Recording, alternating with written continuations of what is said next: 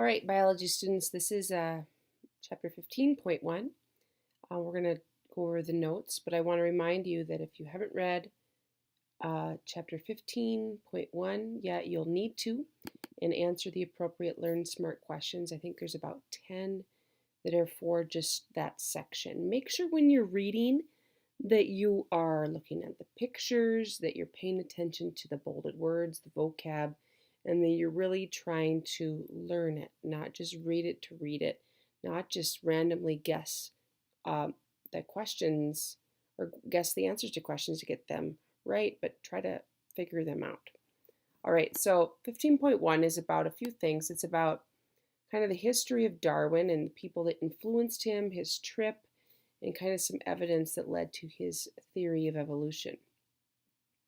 So his chapter 15 talks about how he kind of his history, and we'll watch a little video about more, but eventually Darwin becomes this thing called a naturalist, and he knew a lot about nature, essentially loved to collect different specimens.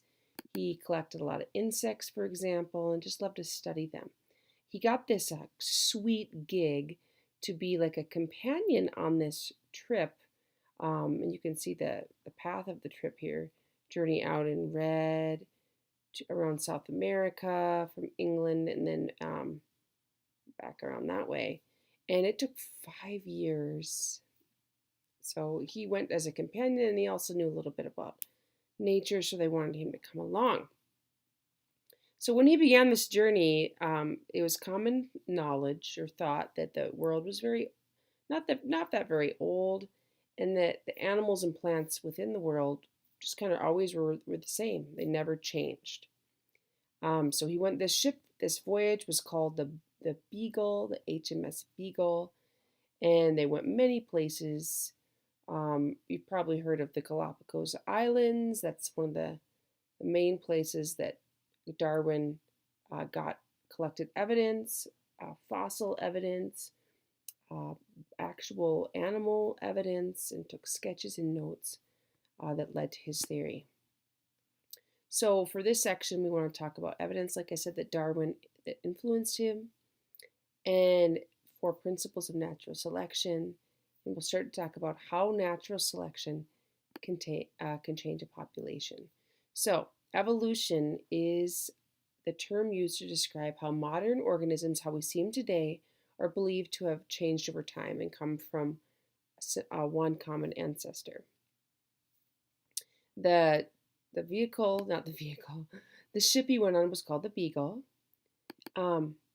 He found and collected finches, which are a type of bird. He collected beetles. He looked at tortoises. He actually sketched the different sizes and shapes of their shells and their necks. And he noticed a few things. He collected fossils as well. He noticed that they look different globally, all over the world, species, locally, between the different islands in the Galapagos. Turtles, or tortoises, looked very different. And these islands were right next to each other. Why would on one island a tortoise be so different looking compared to the other island? And he also noticed that species vary over time. He collected fossil evidence and saw some similarities between fossils and current organisms. Fossils, if you don't know the definition, it's remains or traces of ancient organisms. And fossils can be actual bone, or they can be an imprint of a body structure in sediment. So there's many different types of fossils. Darwin, before he came up with this theory, he had many different scientists, or in this case, economist, yes, influence him. This is true a lot of the times in science.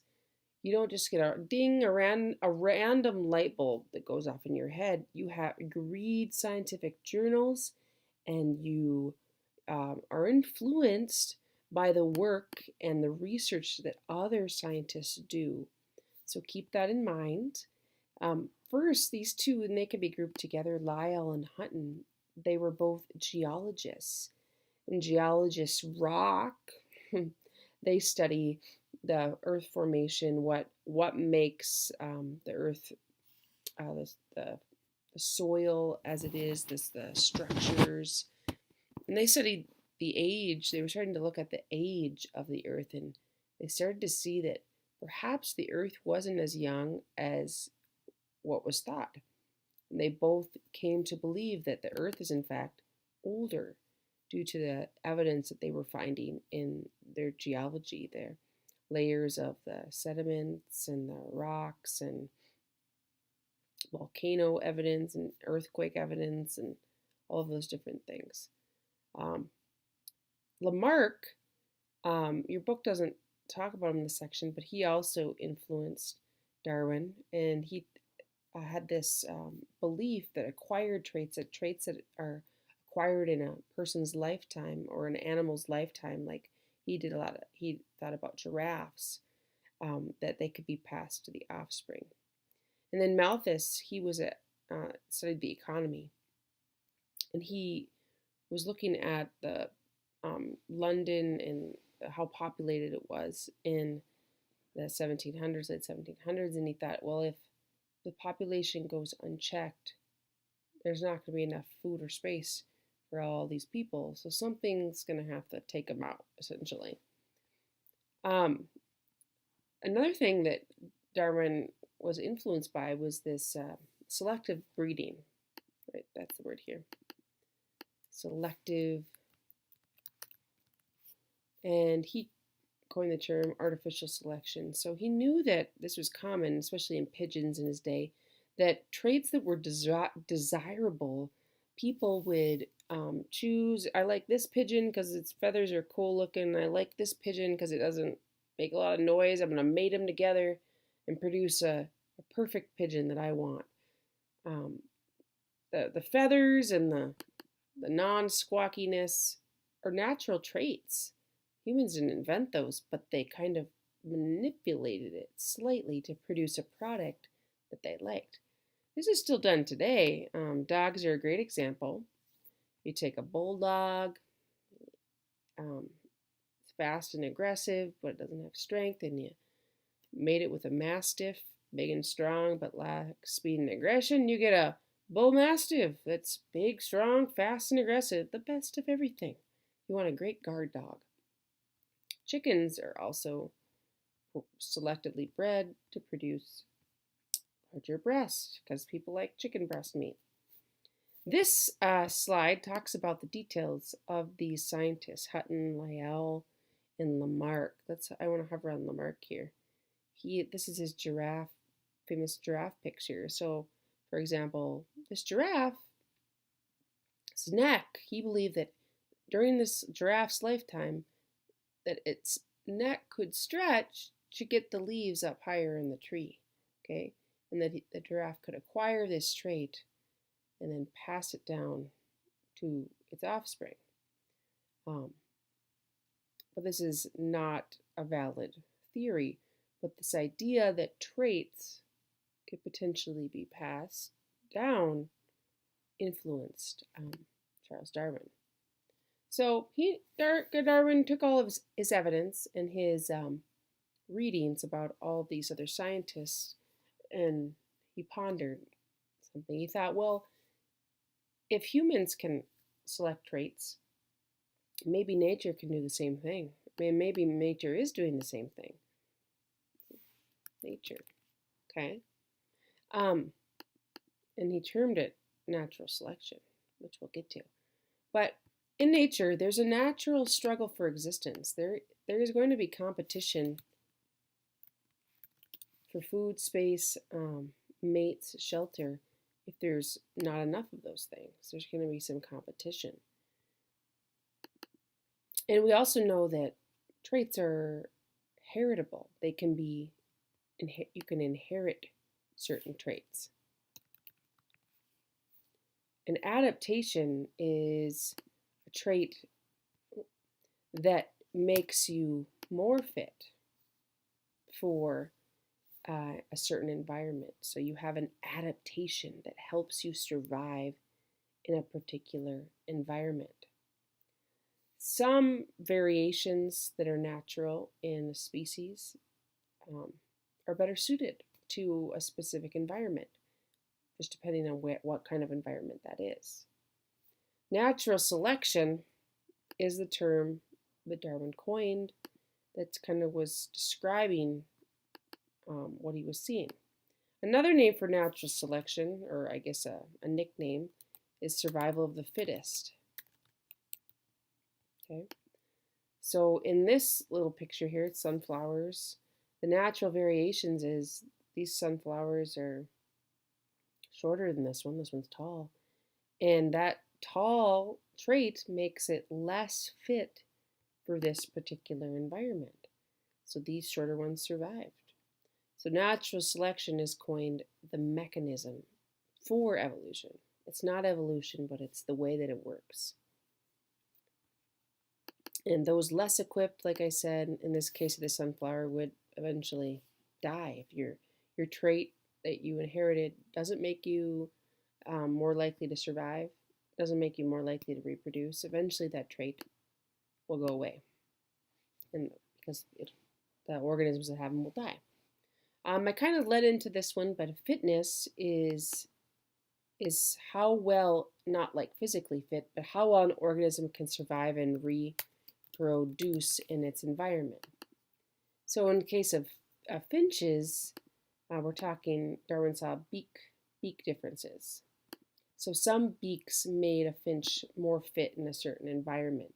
If this finch with the biggest beak is in an environment where there's only big seeds to crack, it's going to be more fit for that environment compared to this smaller finch whose little beak can't open up those big seeds.